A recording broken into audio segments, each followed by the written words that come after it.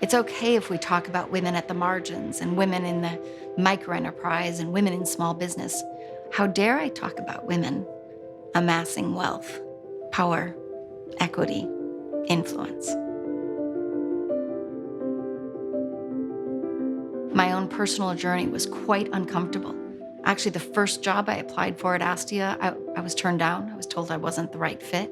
My first 3 investments failed, full-on failed. I now have had some great returns, but I think along the way, the failures were essential to getting to the success. Astia was founded by a woman named Kate Muther, who was the chief marketing officer at Cisco. She took a look around Cisco and Silicon Valley. There were very few women participating in the upside of these IPOs and successful businesses, and there were very few VCs investing in women-led companies. So the work we're doing at Astia is really focused on leveling the playing field for startups that value inclusion, value women as leaders, include women in a position of equity and influence. Gender brings unique perspectives. Men and women have very different social experiences, very different economic experience, hugely different political experiences. In societies globally, men and women are in separate business networks. That's a truth. So if you are a white male and you're relying on your network for your deal flow, for your assessment of the businesses, for your screening mechanism, you have just chosen to have a white male investment portfolio.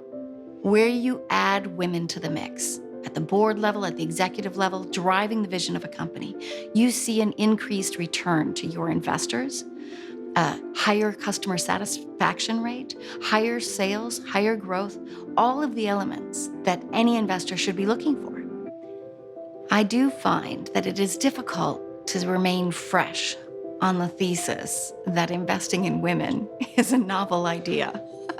You know, I'm 53 years old this year, and I really believed that by the time I hit my 40s for sure, Astia would be out of business, wouldn't need to exist. As a matter of fact, our 10-year goal was to resolve the concern in the market. It's been a real learning, difficult learning, for me to learn that I need to build an institution to last, because this is sticky stuff.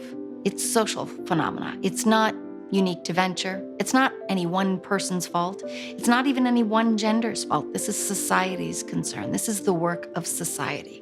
And I have to sit with a very open mind every single time I hear from men and women. Really? Women? Aren't you going to miss out on half the deals if you require that there be a woman present?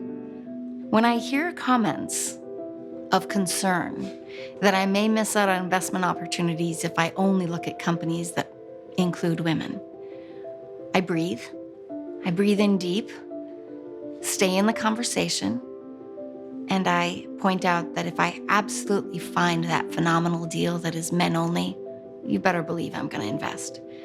But I assure you, that phenomenal deal probably isn't as phenomenal in my assessment as it is in yours.